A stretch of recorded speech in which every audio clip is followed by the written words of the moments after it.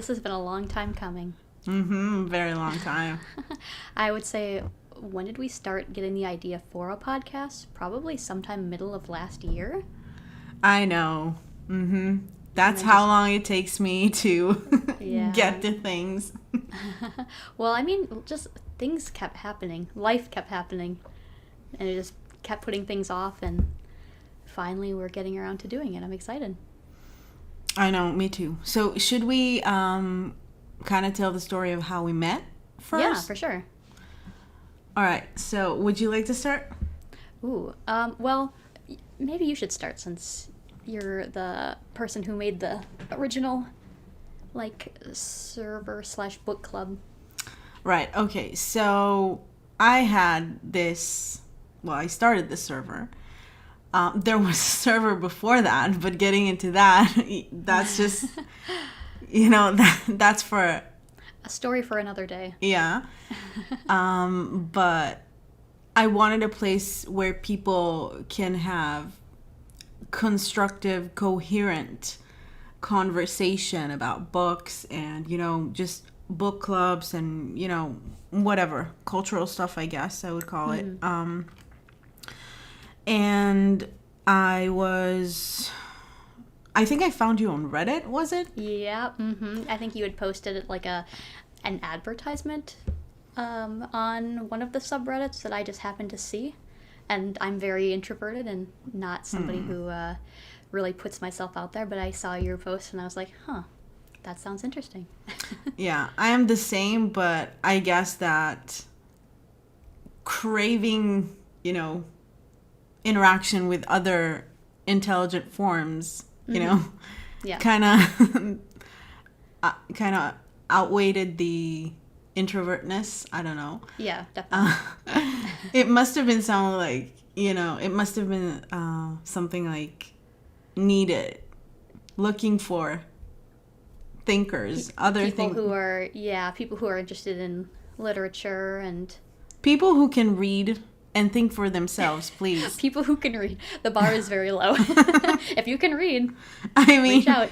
If you can read and you're actually reading, then the bar is very freaking high. But yeah, so I put together this server and you joined, and we were both very much into MBTI. Let's just put it out there. I'm an INTJA, and I'm also an INTJA. And yeah, I think I was very, I think you might have actually been the first INTJ female that I've ever met, or like that I know. So that was really interesting, and it really struck a chord with me, because I was suddenly seeing all these similarities between us, and I'm not used to that at all. So yeah, and then we were thinking about making it an MBTI. Yeah, the original iteration of the podcast was more MBTI focused. I don't remember when we decided to... Well, we were going to do it MBTI and then also just kind of any topics that we found interesting we would discuss. Right, yeah. But recently we've kind of shifted to making it maybe slightly more literature, dark academia focused, but maybe with a sprinkling of MBTI in there as well. Yeah, I just feel like, at this point in my life after finding out about MBTI, it's kind of, I see it everywhere. So it's in everything. It's inevitable, really. But yeah, so we were thinking about, I just knew that I wanted to do something with you, and the shared, similarities and interests definitely helped. And then, as you mentioned, life just happened and a lot of shit went down. And I don't know, kind of found our way back to this, which I'm grateful for, and I'm really happy. Yeah, and this second time around is when we've kind of honed in on more of what we want to focus on for the podcast as well, which is nice. Yeah, and that we finally decided to really go for it. Yep. All right, Yeah. so, yeah. And today's topic is going to be? A classic American movie. Very dark academia. Yeah. It's called Drum Rolls. Drum roll. Dead Poets Society. Yay. Yeah. So maybe before that we should kind of talk about what brought us or like how we found out about dark academia. What is dark academia? Because I always struggle with the what is dark academia. Yeah. I mean, I feel like it's twofold. It's definitely started off more on the, like, I like to think it started more on, like, the fashion end, where it was kind of just, you know, people bringing back that classic style of, like, academia with, like, tweed. Yeah. I think, like, blazers, definitely, like, brown neutral shades. But it has really expanded to getting into reading classics, reading poetry, movies, all of that. I always, you know, I struggle when I try, because I feel weird saying to people I'm into dark academia, because what is dark academia? Yeah, it's very broad. Yeah, and you know, I once looked it up on Google, and the explanation of it was so oversimplified. Yeah. It was something like, what's it called? Like a sub style, kind of the nostalgia of old school academia and trying to bring that into the modern day is what I kind of think when I think dark academia. I think of it as more of an element that exists in style, in movies, in TV shows, in literature. So it's like, it's an element that exists in everything if you know what to look for. Yeah, basically.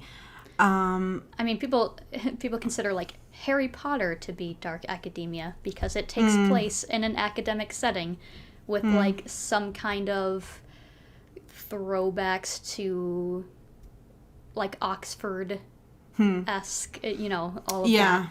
It's very, it's English, obviously, but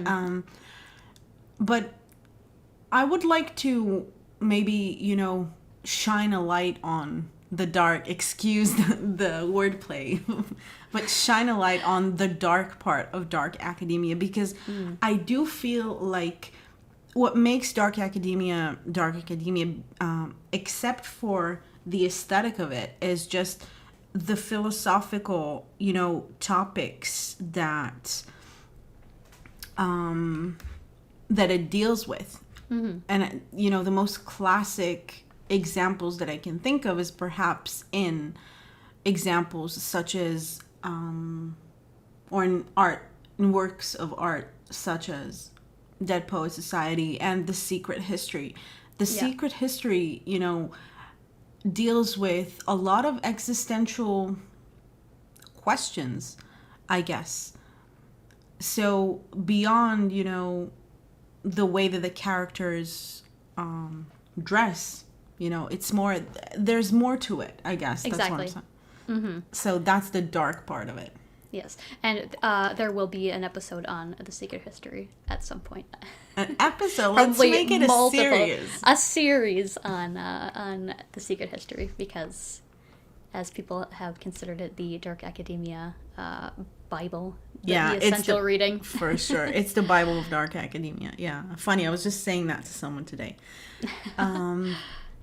So yeah, how did you find dark academia? I'm imagining it was through fashion. Yeah, I definitely am somebody who has an interest in fashion. I don't really remember how I discovered it.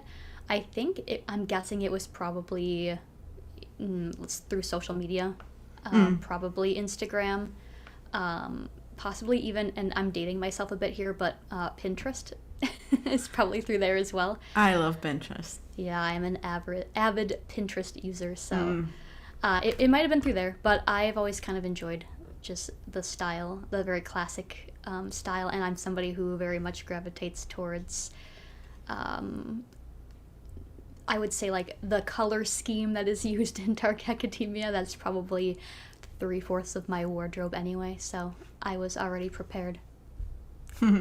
Yeah. I am the same, obviously. I just, I do have some, crazy colors in my closet, but I just feel like in general when I hate shopping for clothes, but if I'm already doing it, I don't know, naturally gravitate towards, blacks. Yeah. And just classic pieces that you can throw together without having to think about it so much, because it's just freaking time consuming. Like, why, I don't want to pay attention to this. I've got more important things to think about. No, I agree. I very much like fashion. I'm more interested in fashion history. When it comes to actually sitting down and like, okay, I'm going to plan out an outfit, I'd rather just have a bunch of, almost like a capsule wardrobe where I can just pick pieces out and put them together and everything goes and I don't have to put too much thought into it. Exactly. That is my philosophy on fashion. But I do like fashion history, so that's something that's always interested me. Yeah. The other side of it is the literature as well. I very much enjoy reading classics. I actually did not read The Secret History until I learned what Dark Academia was, and I heard the book mentioned everywhere, and then I picked up a copy, but... Same. But I feel like once you read The Secret History, in a way, Dark Academia, I don't want to say that it's ruined for you, but it's kind of ruined for you, because... No, I know, we've had this conversation many times, where you have peaked. Yes, nothing after reading The Secret History is going to be... nothing's going to live up to that. That bar is set extremely high if you read it first. Yeah, you can never recreate that high. I just remember reading... For me, it was the Atlas 6, and I did enjoy the Atlas 6, but as I'm reading it, I'm like, it feels very much, I would say it feels more, this is going to sound very bad, it feels a lot more juvenile than reading The Secret History. I felt like I was reading, like, The Secret History for children, almost, when I read it. There is something very mature and ripe about The Secret History, and I think, if I'm not mistaken, Donna Tartt took 10 years to publish that book, to write and publish it. I did hear that. Yeah. So I, it bleeds through the words. There's no, you feel its ripeness, its readiness, and it's obviously, books that took one year to write, 2 years to write. It's not gonna be this. It's not gonna feel the same. Yeah. Especially, I feel like, because it's kind of like the movie industry nowadays. There's this pressure to ride a wave. Yeah. And Dark Academia, because The Secret History has been, it's been around for many, many years, but Dark Academia brought it to life and kind of made it, a hit. So naturally it inspired a lot of authors, and it made them want to ride that wave. So with that comes the pressure, which I would argue is not very, constructive to one's creative process or whatever. Right. It's just, it's the bad side of, of creativity, I would say, or I would argue. I am just realizing that we skipped right over introducing ourselves. Let's go back then.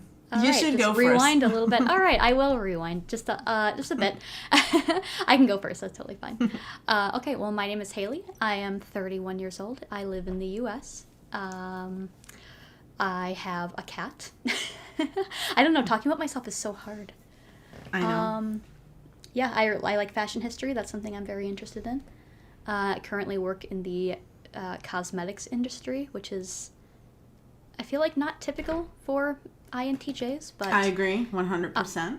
I am trying to get more into the, I don't want to say the corporate side, but like the behind the scenes things in the company that I currently work for. So that is a work in progress right now. But yeah. You're going to get there. I have every confidence. Yeah. I live in the Midwest as well, in a large city. So if you hear any background noise like sirens, that's why. Fair.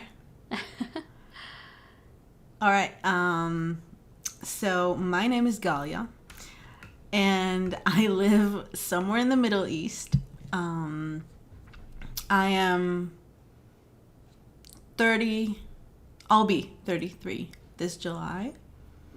Oh damn! It's very soon. Yeah, I just realized. Wow. July's right around the corner. 2 months. Yeah. Are you in the beginning or the end of July? Middle, July 11th. So you're I'm really bad at this. Cancer? You mean the astrology? Cancer. Yeah.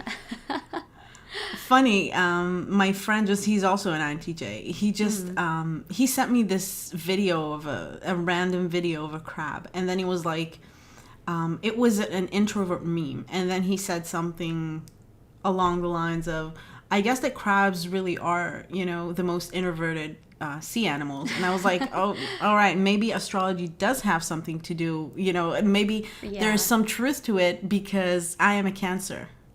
See, I'm a Capricorn, and I have heard there is, like that workaholic kind of mentality. Introverts. Yeah, introverted workaholic mentality among Capricorns. I was like, that checks out, I feel like. Yeah. So what else? I do feel like I'm, the average INTJ. Like, I subscribe to a lot of the stigmas, I guess. Chess. I have 2 cats.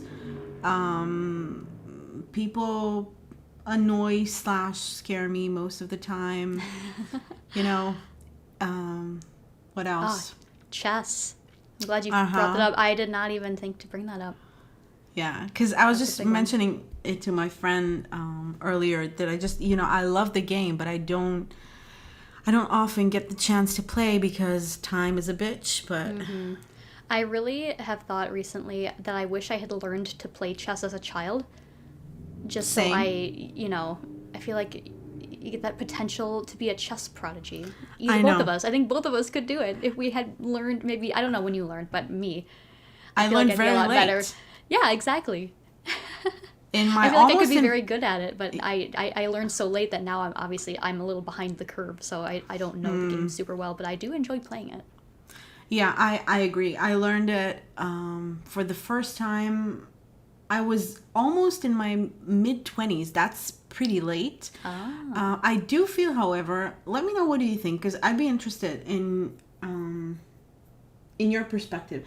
I feel like maybe, I don't want to, make a broad generalization, but maybe introverts are usually better at it because they live in their heads more. So it's kind of easier to, almost like in Queen's Gambit, obviously, that she sees all the plays in her head because she just lives in her head. And also she's taking drugs. Right. I forgot about that bit.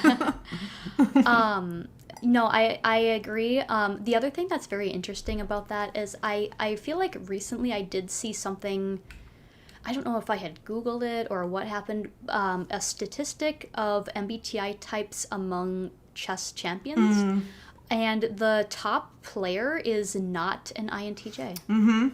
Yeah, I was I was mentioning this to my friend, this guy, Magnus Carlsen, world champion. He's not an INTJ. No. And I think that there was they thought that, most opinions online think that he's either an INTP or an ISTP. Either INTP or ISTP, which is interesting. I can kind of see that.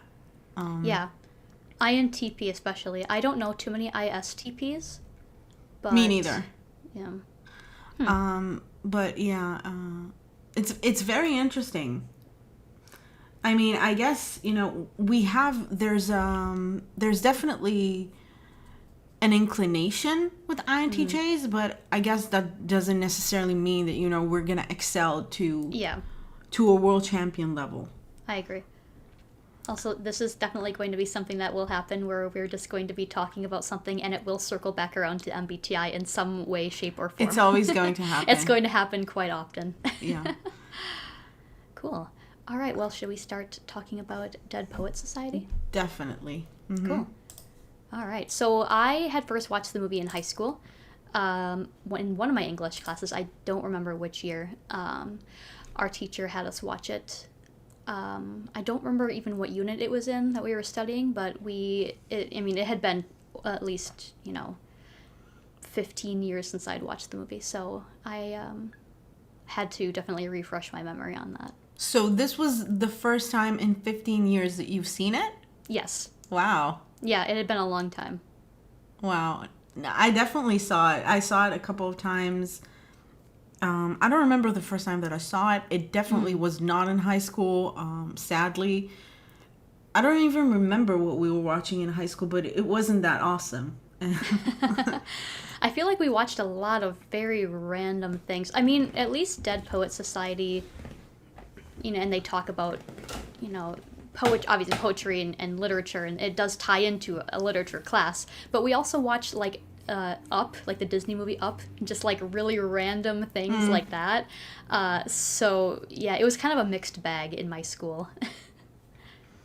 I just, it's one of those things that instead of being that inspiring teacher, how about I just show them a movie about an inspiring teacher? Yeah, exactly.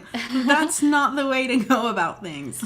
I did very much like my English teacher. She was the teacher who let us host our high school anime club in her classroom. Aww. So I did carry a bit of a soft spot for her as a young, nerdy child who was into anime. My English teacher was an 80-something-year-old lady. Oof. She looked like, when she was walking around, she looked like she was about to fall apart. But she was so nice, and I don't know, the kids were just mean. Yeah. But I was always respectful, and I really English was actually the only class that I liked. So, yeah, I agree. I liked history. History and English were the two for me. I, also surprisingly, as an INTJ, I'm not a math person. I don't really enjoy math. I'm not a math person either, and I actually looked it up, and apparently a lot of INTJ people hate math. Really? Yeah. I feel like the stereotype is always good at math, very analytical, which is I don't know. That's never. I don't enjoy it. It's very boring to me. I would argue, I would say that we are analytical, but not in a mathematic way. Yeah. Not necessarily in a mathematic way. You have several ways to be analytical, and that's just not. I don't know. I feel like the thing about math is that I feel like I was always trying to make sense of it, and with math, you have to be crazy. You have to not look for. You have to not expect it to make sense if you really want to understand it. So therefore, I think, or I would argue that INTPs, for example, would be better at math. Oh, absolutely. So let's leave 100%. It to them. Actually, I have a friend who is an INFP, and she loves math. I'm very interesting. Perceivers, man. Yeah. So, yeah, I don't remember the first time that I watched the movie, but I have seen it quite a few times pretty recently, in recent years. And then we watched it together, to kind of refresh our memory for this episode. And yes, it's, it's always a good watch. Mm-hmm. All right, where should we begin? Maybe talking about themes of the movie? For sure, yeah. So we've got freedom of choice versus expectations. Mm-hmm. All right, what do we want to say about that? I feel I'm really glad that we watched the movie again because I did not remember much. The only thing that stood out in my mind was Carpe Diem. Yeah. So I should just mention that the movie is based off of a book written by N.H. Kleinbaum. So yeah, and I do intend to read it someday. I don't know when. I feel like, there's a bit of a mystery gone once you watch the movie and you haven't read the book. You don't really feel very, I don't know, enthused to read the book, but I still want to. Yeah, that's exactly me with The Queen's Gambit since I've seen the show. I mean, I will read the book. I'm pretty sure I do have it downloaded, but I'm just, like you said, not as excited since I already know. Just don't have high expectations, because I can tell you, I've read the book, and I mean, I actually wanted to, I loved the story so much that I wanted to get a first edition, and those are worth a fortune, especially when it, because the show was such a success, and I'm glad that I haven't bought one, because the I don't know, like the book is not as well written as the show. Yeah. It's, the show, what they did, they took the raw material that wasn't that great for a book, and they made an amazing show out of it. But I agree. As a book, it was just, the writing is not good. It's very dry. No, it's extremely dry. I remember reading the preview for the book, I think on Amazon, and because you could read like the first couple chapters or something, and it was kind of like, it was very, like you said, very dry. It was very like, Beth did this, and then she did this, and then she did this. Like there wasn't much like, it wasn't very descriptive. It was very, very direct. Yeah. So, where was I going with this? I don't remember, but we were talking about freedom of choice versus what is expected of you. Obviously, that's most embodied in the character of Neil, where he obviously wants to do his theater thing, but his family wants him to stay in school. Did they say, I'm pretty sure they do say in the movie that his family, he doesn't come from a very, like, a wealthy background. That's right, yeah. That's why his father is pushing him so hard to succeed and not, distract himself with theater. Yeah, because this is seemingly, his one and only chance to go far. I would like to go back a little, though. Because, the Carpe Diem thing, I really liked, I put this in my notes, actually, the whistle. When Mr. Keating is first, when we first see him, and there's something about the whistle that captures their attention, kind of bewitches them almost. That's how he kind of gets them under his spell. And he's very weird at first, and I thought that for example, when he tells them, he walks into class, and then he tells them to follow him outside of class, and then he takes them to that room where he shows them all the pictures of previous students, and he's like, and then he talks about death, and I just thought it was a very refreshing wake-up call, to basically start with, listen, all of this is gonna end someday, and you're not thinking about it right now because you're young and beautiful, but before you know it, you're gonna be food for the worms. Those were his exact words. And it's very jarring, Yeah, I know, I agree very much. Because we don't, when we get up in the morning and we, go about our lives, we don't think that this might be our last day on earth. We always assume, we always take tomorrow for granted, and that's crazy. Yeah, he's like very much telling them, live on your own terms. Like, don't follow what society or your parents expect you to do, which is, I feel like maybe that's probably why our teacher showed us this in high school, because it's a very, it's that time where you're in that phase where you're so worried about being what society wants you to be instead of being your own person. I don't even think that he flat out says it on that first scene. I think that what he says, it's more like laying the foundations of just the idea that our time here is limited.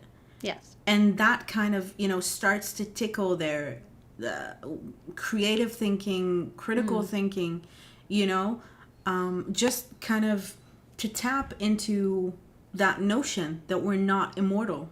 Yeah. And I feel like that's an issue, especially people like you and I who live in our heads so much. We're not really seizing the moment. We're kind of, we're always planning ahead. That is we're not so really true. focused on what's going on. I'm never living in the present. No, that me is either. So, I was actually funny. I was sad, but funny. I was actually thinking about this the other day that I don't really consider myself to be a person that knows how to have fun. And that is a really scary, depressing notion. I'm always, I'm somewhere, I don't know, 5 years from now. Yeah. And the thing about it is that it never ends. Yeah. Then once you plan 5 years ahead in the future, and then 5 years comes around, and you're like, okay, now I'm planning another 5 years in the future. Yeah, but and it's just, it also, like, once you, this is another thing that, I feel like being an INTJ means that you're looking at something. Doesn't matter what it is, whether it's a system or an object, whatever, and you don't see it for what it is, but you see its potential. Yeah, you always want to improve. Exactly. Yeah. You're looking at it and you're not seeing the thing for what it is. Exactly. So you're never really at a place where you're just appreciative, or if you've reached a certain milestone, it's never, I'm just going to lay back and, bask in my success for a second. It's never that. It's always, okay, what's next? There's no resting on your laurels for an INTJ. No. Yeah, I agree. I feel that. All right, so let's see, what more do I have here in my notes? Because it was important for me to mention the whistle. It definitely got me. I was like, okay, I'm with you, Mr. Keating. I hear you. So just he chose to, open with the Carpe Diem, and we are food for worms, Memento Mori, as well. And then maybe I should mention, mention my theater teacher in high school. His name was Usher. This is pretty random, but, one time, I told you this when we weren't recording. One time he asked us during class whether we thought that there was ever an art piece, whatever, a movie, a painting, some form of art that has changed our world and our reality. And not many students answered, I remember. Very few of them said no. And I was the only one who said yes. And then he himself also said no. And I just thought, what a terrible, person to crush our dreams. Yeah. But, that's, What was his argument as to why not? He didn't say, but essentially what he meant was that, whether he thought that there was ever an artist who, made, wrote, composed, whatever, a piece of art that was able to affect the world in a way that it changed it. And I definitely think I think that it is possible, and I think that it did happen. Just absolutely. Thinking about myself, there are forms of art that I've encountered that I've taken with me that I still take with me, every day, that have, become my philosophies, stuff that I go by. So I do think maybe they haven't changed the world on, like, it also depends on your definition, I guess. Mm-hmm. But, if it changed the entire world, no. But it does make a difference with the individual that the art is getting to them, Yeah. There's an end point eventually. I would be really curious to hear his reasoning as to why he thinks that that's not the case. I feel like he was maybe expecting... historically, you can look back and see. Yeah. I mean... But I do, I feel look at what happened after Kurt Cobain committed suicide. You know, some of his fans committed suicide right after him. If absolutely. If that's not, you know, a depiction of it in its purest form, then I don't know what is. I mean, you have to look at every single art piece that has inspired, like you said, other artists to do things as well. Not just, you know, obviously people committing suicide, but like people who have listened to an album that was so formative, like so important in their formative years that they go on to write their own masterpiece. Right. And then the original piece lives through that. Exactly. Yeah. It's a shame he did not elaborate on his reasonings, because I'm very curious. I know, but I just thought, you know, I don't know. I feel like it wasn't like he didn't ask the question to kill our dreams as much as he just did it to, I don't know, like kind of challenge us, maybe. Huh. Like get us to think, basically. Yeah. So yeah, I don't know. You know, just the fact that I still remember it, you know, from when I was 16 it says it all. Well, yeah, that's very true. So yeah. That was the Carpe Diem point. Mm-hmm. What else did we have on this list? Oh, I put the rebelling against authority versus traditional, / the traditional education structure. I mean, just the formation of the Dead Poet Society in general, you know, very much fits into that point, but also just his teaching style as well. Keating's teaching style. Yeah, it was very much goes against that traditional mold of very uptight, like Oxford-esque professors. Yeah, it was very non-conformist, the way that he made them rip off the pages, the first page or whatever. I do find it interesting, though. There was this part where, I don't remember whose character it was. I think it was Neil's. He was about to talk back to his father, and then his father said something. Red Foreman people. And then it's I'm sorry, he will always be Red Foreman. No, I agree. The man in the forehead. So he was about to talk back to his father, and then his father got really angry, and he just, you know, the kid, he just got petrified, and he was like, "Yes, sir." And this is something that we don't see anymore. Yeah, I agree. Unless maybe, I don't know, correct me if I'm wrong, maybe in like the southern part of America, maybe more, you know, they still have that yes sir, no sir, yes ma'am. Yeah. But in general, we don't live in that era anymore. Even the way that they talk, you know, was slightly different. You can kind of see yeah.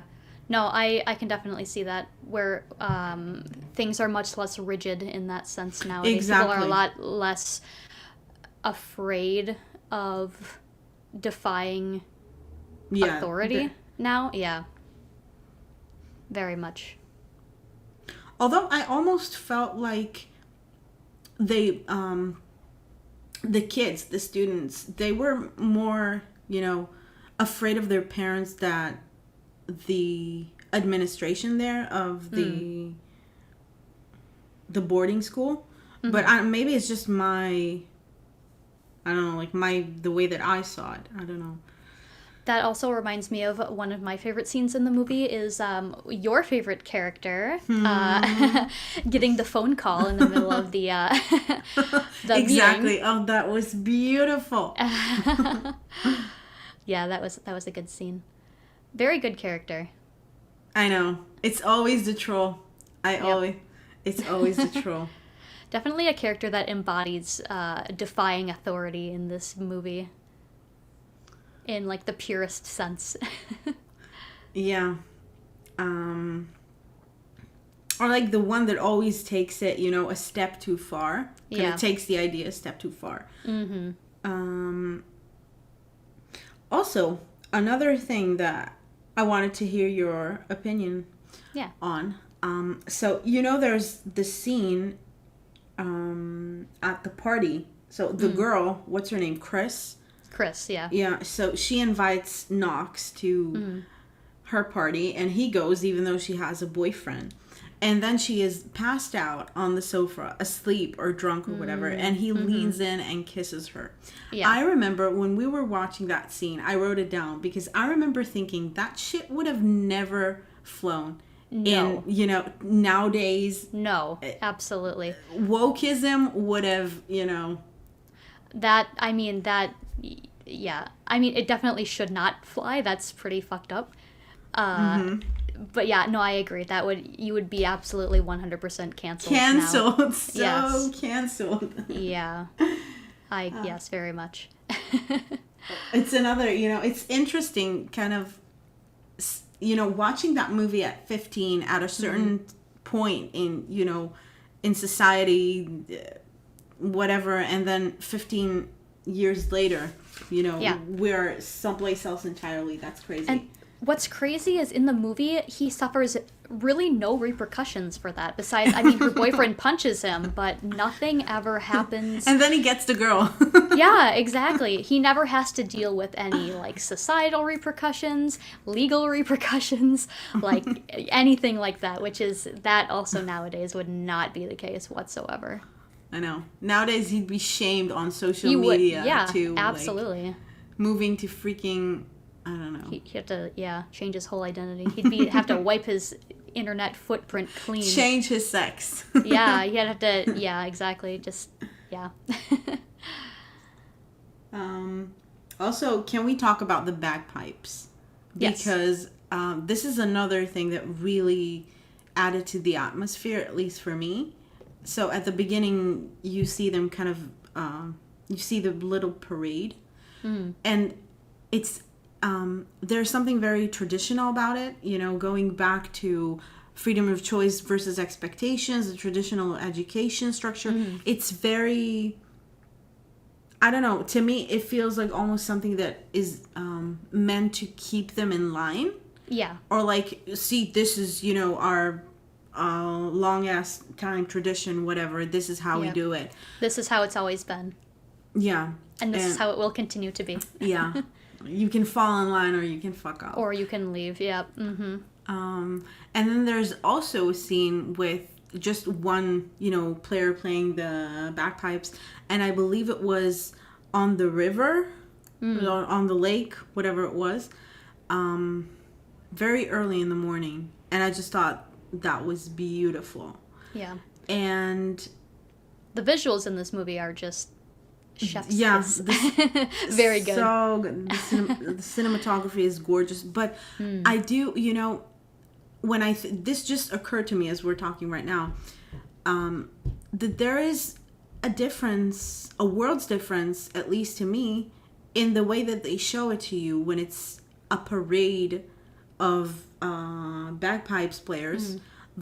And, it's done during the ceremony that all the students gather in the room, blah, blah, blah, and then they meet the staff at the beginning of the year and whatnot. There's a difference between that and the scene of that one lone player when he is, very early in the morning, just playing his instrument alone again on, there. Yeah. And that kind of gives me that choice vibe. Yeah. Because he's not doing it as part of a group because it's something that's been done before and that's how it's done. But it feels just more of, I chose this. Yeah, very symbolic of choice, yeah. Exactly. I can see, exactly what you mean. Exactly. Yeah. So that's just something that came up in my mind. What else? So yeah, another scene that I wanted to talk about is that was really powerful to me. I'm not sure what my favorite scene is. Probably something with Charlie. Excuse me, Nuwanda. Yeah. But Damn it, Neil. It's Nuwanda. But, you know, when Todd finds out that Neil is dead, that he committed suicide, he walks out and he's unable to talk, you know, he's completely broken, and he just goes into the snow, you know, into the frozen lake and into the great unknown. The acting in that scene was top tier. I know. In my opinion. So good. It's very good. And that scene, I don't really, I typically don't get very emotional when watching movies, but that scene was rough. Yeah, I agree. The other scene I was thinking of, when Todd receives you get the sense in the movie that his parents kind of just shuffled him off to this boarding school to kind of get him out of their way, essentially. And the scene where he says it's his birthday and he received the same gift from his parents that he received the year prior, and they tossed the writing set off the bridge. That was also a very good scene. I liked that one a lot. Yeah. It's kind of like, I don't know, rebelling against his parents, maybe? Maybe not rebelling. Maybe that's not the word I'm thinking of. It's kind of just like, it's a big F you to his parents for kind of not forgetting his birthday, but just forgetting that they had given him the same gift 2 years in a row. Yeah. Back to the scene. I think that was the scene that really intended to show the viewer that, look, what Mr. Keating was trying to do is working. Mm-hmm. Because really Todd comes across. Yeah. Yes, Todd really comes across as a very passive character throughout, especially the first half of the movie, and then you kind of see him coming into his own around that time. Exactly. And it doesn't look like Keating can get to him, or like he's succeeding in getting to him. Mm-hmm. And then I feel like those. The two main points that kind of show you his character growth, or like the breakthrough, are the first scene that you mentioned, that he is kind of airing the writing kit, whatever it is, the letters kit, when he's kind of sending it flying into the night. And the other one is when Keating is trying to, he covers his eyes and he acts in the middle of what was it? It was in class, wasn't it? Yeah, it was in class. It was in class, and you could really see that he was just scared to let loose, to say something, to express something, anything. And then it came out, and it was beautiful, And that scene also, the cinematography of it was gorgeous. Mm-hmm. The way that they chose to do it, the way that the camera, kind of revolves around them. I believe the term was a barbaric yawp. Yeah. Yeah. And it was very raw. It didn't feel rehearsed at all to me. No, I agree. If you told me that they did that in one take, I would 100% believe you. I would absolutely believe that. Yeah, I agree. Yeah, so those are two of the main points that I feel like, were Todd's breakthroughs. What else? I was going to say something else about it. My boy Todd. Oh, Todd.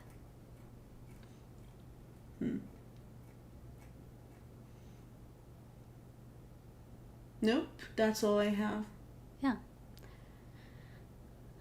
We could probably get into the behind-the-scenes facts that you found. Those are very interesting. Already? Well, yeah, probably. We're about an hour in right now. Oh, damn. Yeah. One thing that I did want to mention, though, is at the end, when before they, stand on the tables, I have this I had this feeling. I don't know if you felt the same, but I had this feeling that Keating was almost sacrificing himself for them. Yeah. In a way. Mm-hmm. Maybe just the way that it all went down, and he kind of took the blame, obviously, for things that he wasn't to blame for, things that were out of his hands. I mean, sure, he sparked something in them, but I don't think it's fair to blame it on him, because I don't think anyone can, predict something like that. No, absolutely not. But I don't know. It left me very, I don't know, like there was this, I don't know how to explain it even. Just a weird kind of naggy feeling, I guess. Yeah.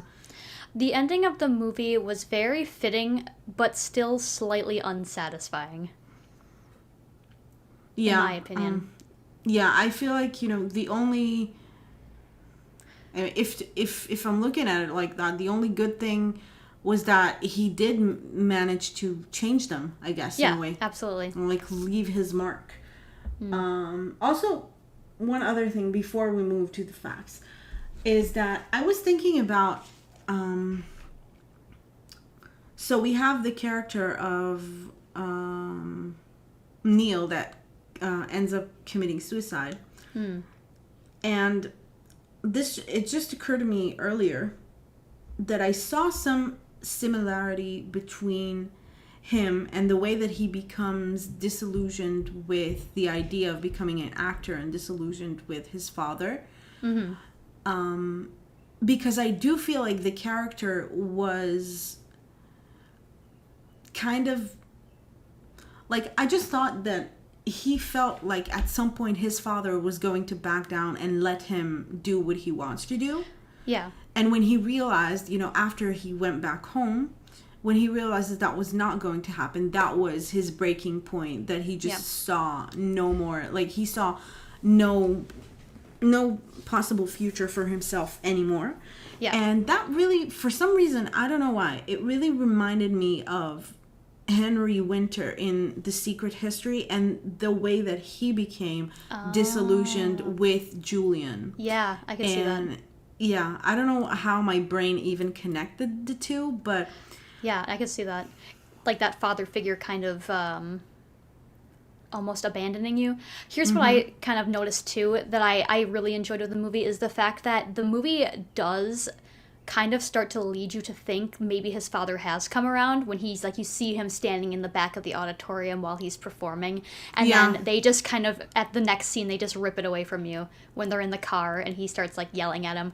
I thought that was very good. That was brutal. Yeah, very brutal. Because I feel like, because that's what you would expect when a parent sees their child, shining and doing what they love. And, and what more can you possibly want? Right. But that is not the old way.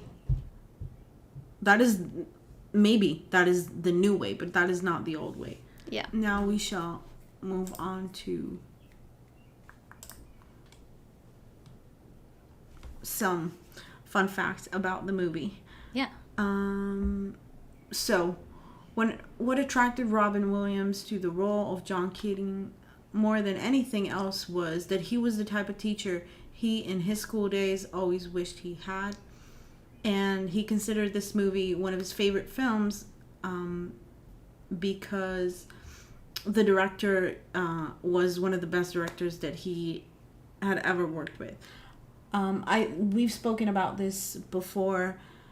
I just wish that I had a teacher like that, or even something, resembles something similar to that in high school, because my high school experience was so uninspiring. I feel the exact same way. I mean, I feel like everybody kind of has that handful, maybe one, maybe two teachers their entire high school career that really they feel a connection to, but I agree with you, like 90% of my teachers were very uninspiring. Yeah, and on top of that, I also like never fit any box. My social experience in high school was very not here nor there, really. I don't know. I feel like I was a part of several groups, but I didn't belong to any of them at the same time. Like, I could sit with one group, one day, and then with another group the other day, and then on the third day I would sit on my own. And I never really felt the need to be, validated or whatever in society and class. All that. I don't know, maybe thinking back, maybe I didn't really, maybe there were other students that needed that inspiring teacher even more, because I've always had a very prominent, loud inner voice. I've always had a spine of steel, I guess I would say. I was never really, I don't know. We should have an episode of talking about our high school experience at some point. We should. I'm very curious to hear what you experienced and how your high school career went, and a comparison to how mine went. It's gonna be bleak, though. It's gonna be a sad one. Yeah, mine too. Be prepared for my first existential crisis at 13. That's what's. Oof. Yeah. Okay, so next one. So the director chose to shoot the film in chronological order to better capture the development of the relationships between the boys and their growing respect for Mr. Keating. Very interesting. I don't think they do that anymore. Yeah, and I also would not want to see this movie not shot in chronological order. I think it would kind of take away from the movie. For sure. But nowadays it's all about budget and money, so nobody gives a fuck absolutely. About about how organic it is. But no one cares. Listen. Film writing is a dying art. For sure. I have seen, there is a YouTube video, if I can find it, I will mention it in a future episode, about the, quote, marvelization of cinema. Oh, God. Which could be also a very interesting topic for us to talk about as well. But everything is being written just to, create a sequel and make money in the future. So yeah, that's the art has kind of declined. I 100% believe that. But yeah, like I said, I don't think that this movie would have benefited from being shot not in chronological order. And that actually leads me to another fact. Owing to the huge popularity of the movie, there was a short movie sequel planned with Todd Anderson following the footsteps of his mentor. The movie was canceled due to the unavailability of the original cast. Thank God. No one should... Hands off the masterpiece. No, please. No. Not everything needs a sequel. This movie definitely does not need a sequel. And does not need a sequel about Todd. Let's be completely honest. Can you imagine? What a fucking bore. Yeah, no, that's I'm sorry. Just boring. I think the movie is it's perfect as a standalone. It does not need a sequel. I'm really glad they decided not to do that. I know. Sometimes the stars don't align, and thank God for that. Yes. Another one. Originally, John Keating was supposed to die of leukemia. I hate this. I'm sorry, cancer is not funny, but the idea is hilarious. No, that's terrible. But the director decided to have the story focus on the boys instead. Smart decision, my man. Absolutely. I feel like here's what I think. In a way, I don't want to say that Keating was a martyr, but that would have really made him a martyr if they would have killed him off at the end of the movie. I mean, he already got, the worst side of the... He got betrayed by his students and fired from his job. Exactly. There's no teaching need to him give him what he believes in. There's and no need killing to him. No. I'm sorry, this is so funny. There's no need to make him, terminal. He's already got fucked over it. I'm curious as to whose idea that was in the writing process, but I'm really glad they didn't go through with it. Yeah, and I do feel, Keating is, I feel like Keating was, his role is to be the messenger. He's not the hero as much as he is the messenger. Yes. I would argue that the heroes are the kids, a lot. Like they have more of the, more of the heroic traits, whatever. What else? Norman Lloyd later recalled that Robin Williams was in a somber mood during filming as he was going through a divorce at the time. There was no joking around between takes. Did you feel that? Honestly, no. I would not have gotten that. Really? I think. No. Well, the somberness, maybe. I would not have assumed he was... I feel like Robin Williams was a very talented actor, and anything in his personal life did not shine through in his acting. I don't know. I felt like Keating was a sad character. See, I didn't actually. I didn't pick up on that. I'll tell you why. I feel like he was a sad character. I felt it for the first time in some of his more humorous scenes or like lines. For example, there's one scene where he catches the students or they show him his yearbook, and then he makes all those comments about how time has passed, and he's being very ungracious looking back at himself. Yeah. But in a kind of a cynical way. Yeah. Like bordering on self-deprecation. Yeah. And I do feel like, people that use that kind of humor, they often have, sadness in them that they're trying to hide. Yeah. Or like, they're using humor as a way to kind of handle with, whatever, like cope with it. Yeah. And the second time that I really felt sadness coming from the character is when, I don't remember which student it was. I think it was Neil. Comes to his room. It was like where he lives, like his quarters or whatever. Was that when he was asking for advice on talking to his father, or? I think so. But before that, play? Right at the beginning of the scene, I think that he interrupts while he's writing a letter to his wife or whatever she is, and she's like across the pond. At the beginning of the scene, when he first enters the room and Keating tells him that he's writing to his another, really beautiful dark academia element that we don't see anymore, people writing handwritten letters. Oh yeah. So there was some sadness there that I felt. Yeah, I could definitely see the sadness underlying the character. I would not necessarily have guessed that would come from Robin Williams' personal life. But that's just me. I don't know.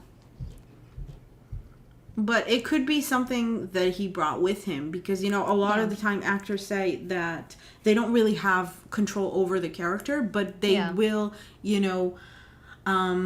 make all sorts of suggestions to the director, the writers, and then whether they decide to go with it or not, sometimes they decide to adopt whatever idea the actor has, sometimes not. Yeah, that's a good point. You think he was maybe channeling some of his personal sadness into the character? I think so, yeah. I don't know. I also feel like, I don't know. I think that when you're thinking deep thoughts, which he definitely was, then it's kind of inevitable. You can't be happy all the time. Very true. On the contrary. But yeah, so the last one, I just had to throw it in. Mel Gibson was originally slated to play John Keating. But apparently he demanded too much money, so he was turned down. And thank God for that. Yeah. No comment on Mel Gibson. Not a fan. No. All right. I liked him in some movies, but what, you know, his real life dramas are just cringe. Yeah, absolutely. Yeah. All right. Some closing comments then. Closing comments. I can definitely see why this movie is a dark academia staple. The ambiance, the themes, the, you know, rebellious nature of the main characters, and kind of, I don't know. I feel like a lot of people who are into dark academia are kind of people who don't really they're not people who are prone to conform, I feel like. So I kind of feel like that kind of fits in with the movie themes as well. But yeah, a very good movie, 10 out of 10. Yeah, it's an incredible movie. I feel like the characters are so diverse and colorful, some more than others. But it's almost like, you know, when you're putting together a boy band and you're trying to kind of have a boy for, you know, to have a type for every girl. They fit into the archetype, yeah. So you're gonna find at least one character that you can relate to. I mean, even that ginger one, the mean one, I forgot his name. The one Cameron. that ends up Cameron. Yeah. The one that ends up tattletaling. Yep. I could even understand where he was coming from, you know. And his journey is actually pretty interesting because at first he was not feeling it at all. And then he was kind of, you know, getting on board with some of the ideas, but ultimately he took like the worst route by when you look at the characters in hindsight, it's like it is a bit obvious that he was probably going to be the one to betray the group. There was some foreshadowing for that, absolutely. Yeah. But yeah, all character arcs were so good. Yeah. When I come to think about it. Yeah. All right. So anyone who's listening to this, we would like to say thank you for tuning in. Yes, thank you very much.